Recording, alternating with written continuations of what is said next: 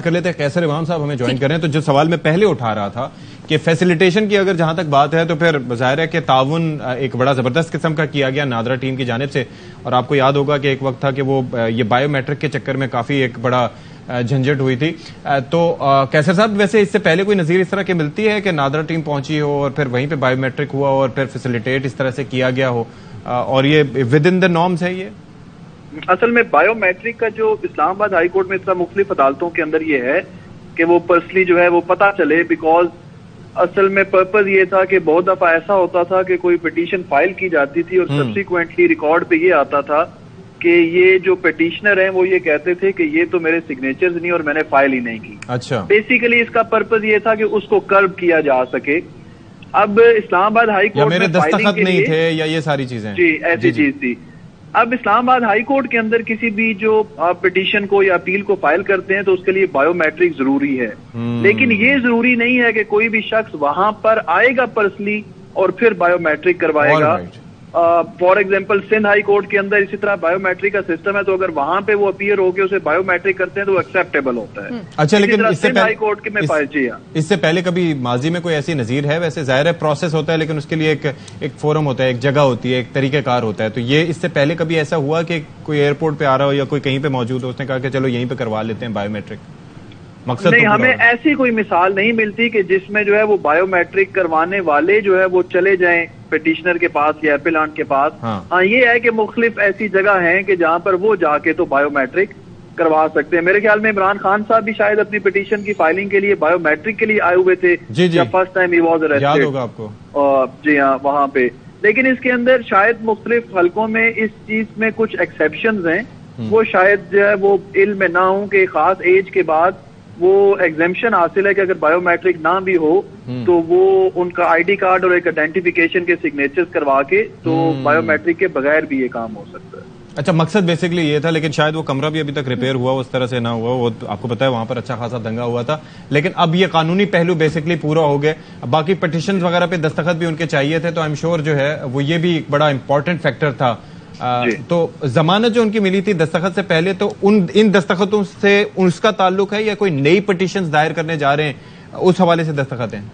نہیں, جو پہلے پٹیشن فائل ہوئی تھی, میں آلریڈی جب نواز شریف صاحب کا آنا جو ہے ابھی طے بھی نہیں ہوا تھا, تو میں 2-4 جگہوں پہ یہ کہہ چکا تھا میڈیا پہ بھی کہ یہ پروٹیکٹیو بیل کا ایک کانسیپٹ جو ہے یہ ہمارے قانون کے اندر ایمبیڈڈ ہے آلریڈی. شرجیل میمن صاحب کا بھی یہ کیس ہے. صرف ڈفرنس یہ تھا کہ یہاں پہ آلریڈی کنوکشن ہوئی تھی, لیکن ان کچھ کیسز کے اندر کنوکشن نہیں تھی, لیکن یہ کانسیپٹ موجود تھا. اچھا, تو وہ پٹیشن جو تھی وہ سمپلی یہ تھی کہ a person want to surrender اور وہ پہنچ نہیں سکتا عدالت تک, تو ان کو کچھ ٹائم دیا جاتا ہے کہ جو یہ پاکستان میں آئیں تو انہیں گرفتار نہ کیا جائے. مین جو پٹیشنز ہوں گی وہ تو بیسیکلی یہ اپیلز ہی ہوں گی جو نان اویلیبلٹی آف اپیلانٹ کی وجہ سے اس وقت ڈسمس نہیں کی گئی بلکہ ڈسپوز آف کر دی گئی تھی کہ یہ ہم ڈسمس ان ڈیفالٹ کرتے ہیں کہ یہ پریس نہیں ہوئی. تو جب وہ آئیں گے تو دوبارہ فائل کر رہے ہیں, اس کے اوپر سپریم کورٹ کی ججمنٹ تھی, اسی پر ریلائی کر کے یہ فیصلہ کیا گیا تھا. تو اب وہ واپس آ گئے, انہوں نے اپنی اپیل جو ہے وہ فائل کی ہیں, انہوں نے کہا ہے کہ یہ وہاں سے ہی معاملہ دوبارہ شروع ہو, وہاں سے کٹ آف ہوا تھا. اچھا, لیکن قیصر امام صاحب جس طرح سے پروٹیکٹیو بیل انہیں ملی ہے, کیا ماضی میں اس کی کوئی نظیر ملتی ہے؟ اصل میں ماضی میں کوئی نظیر ملے یا نہ ملے, میں یہ سمجھتا ہوں ذاتی طور پہ کہ بہت سارے, دیکھیں پاکستان کے اندر پری اریسٹ بیل کا بھی جو کانسیپٹ تھا یہ کسی قانون میں نہیں لکھا ہوا.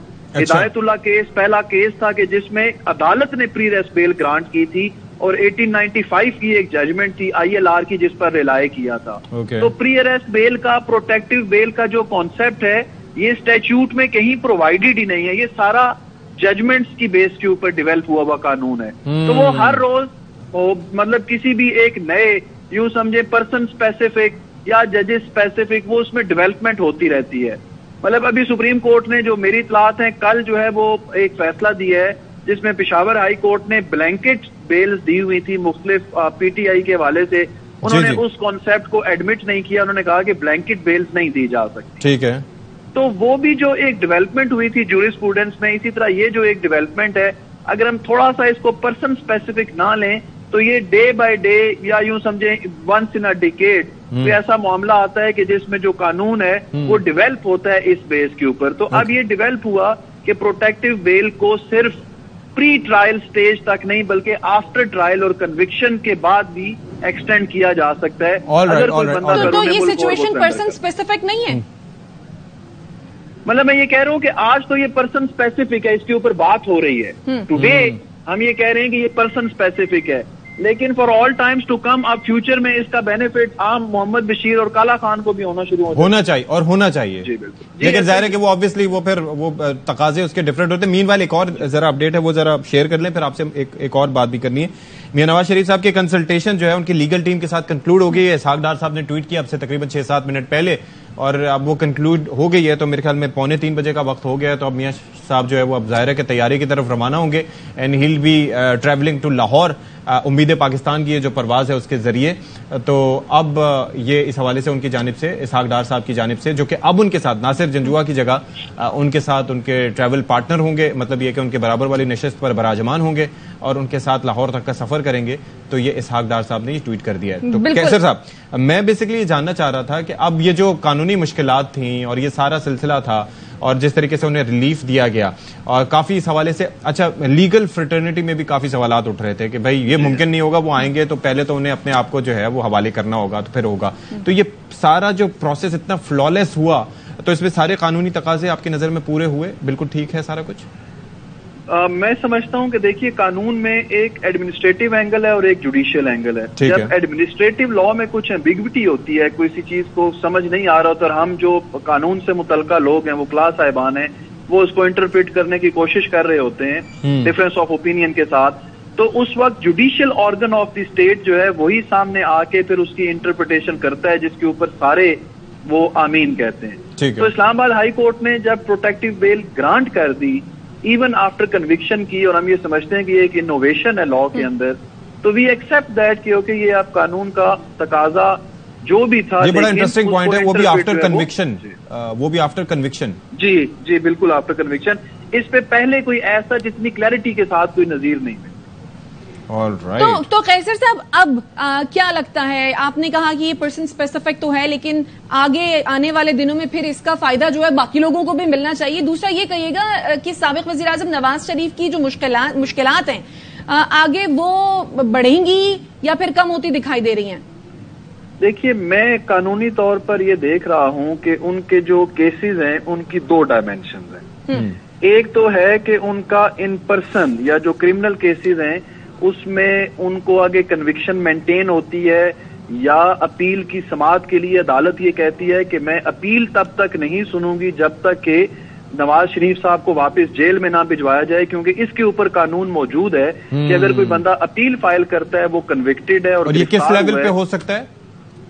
یہ مطلب جب ہائی کورٹ میں ابھی اپیل سائن ہوئی ہے اور یہ جا کے فکس ہوگی عدالت عالیہ میں, تو عدالت عالیہ جو ہے وہ سٹیٹس پوچھیں گے کہ بتائیں جو کنوکٹڈ ہیں وہ کہاں ہیں, تو ڈیفینیٹلی وہ کہیں گے جی کنوکٹڈ یہ عدالت میں موجود ہیں. تو اس ٹائم کورٹ یہ کہہ سکتی ہے کہ سپریم کورٹ کی ججمنٹس یہ کہتی ہیں کہ کسی کی بھی اپیل جو کنوکٹڈ ہو وہ مینٹینیبل نہیں ہے جب تک کہ ہی از ناٹ بیہائنڈ دی بار. ٹھیک ہے, تو ہو سکتا ہے وہاں پہ اس پروپوزیشن کے اوپر بحث ہو کہ یہ جو اپیل ہے اس کے اوپر سماعت نہیں ہوگی جب تک کہ نواز شریف صاحب کو جیل نہ بھجوایا. ایک اور پہلو یہ تو کرمنل سائڈ ہے.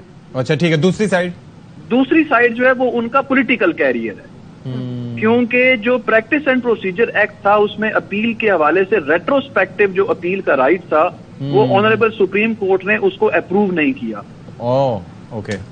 تو اس وقت کا جو اس ٹائم نواز شریف صاحب کے پاس جو اپنی ایک نااہلی جو 62 کے حوالے سے ہے, 62-63 کے حوالے سے, اس میں ان کے پاس ریویو کا رائٹ ہے. ریویو کے اوپر لمیٹیشن کا لا جو ہے وہ اپلیکیبل ہوتا ہے. ایسا ہی ہے.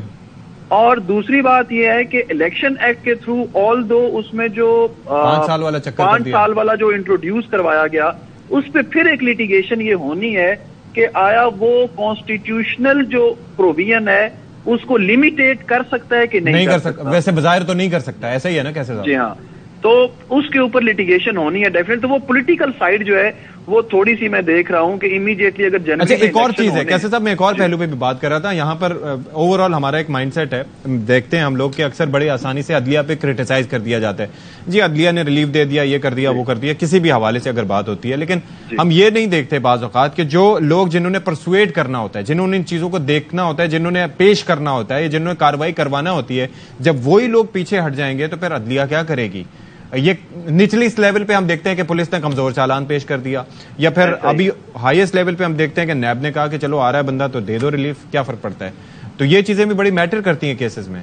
اصل میں ہمارے ملک کا جو ایک قانونی نظام ہے وہ سبسٹینشیل جسٹس کے اوپر نہیں کھڑا ہوا, وہ بیسیکلی فائل جسٹس کے اوپر کھڑا ہوا ہے. تو ایک جج جو ہیں وہ باؤنڈ ہوتے ہیں کہ ان کے سامنے جو فائل پیش کی گئی ہے اس میں کیا حقائق ہیں اور کیس کیا ہے, وہ اس سے بیونڈ نہیں جا سکتے. وہ اگر کچھ سبسٹینشیل کرنا بھی چاہیں تو ہمارا قانونی نظام انہیں روک دیتا ہے. اچھا, یہ کانسٹیٹیوشنل جو پاورز ہیں ہائی کورٹ کے پاس اور سپریم کورٹ کے پاس, جس میں یہ پرووائڈڈ ہے کہ آپ کمپلیٹ جسٹس کر سکتے ہیں, یہ پاور جو ہیں یہ ٹرائل کورٹس کے پاس, سب آرڈینیٹ جوڈیشری کے پاس یہ اویلیبل نہیں ہے. اس سے پرابلم یہ ہوتا ہے کہ ٹرائل کورٹ جو ہے وہ فائل کے مطابق چل رہی ہوتی ہے, اس سے بیونڈ نہیں جا سکتی. اگر انہیں ٹرائل کے درمیان سمجھ بھی آتی ہے, مطلب بہت دفعہ ایسا ہوا کہ جج صاحب یہ ریمارکس دیتے ہیں عدالت کے اندر کہ ہمیں نظر آ رہا ہے کہ اس بندے نے یہ جرم کیا ہے, لیکن انفارچونیٹلی سسٹم میں فٹ نہیں ہو رہا ہے, اس لیے ہم اس کو ایکویٹ کرتے ہیں. اچھا,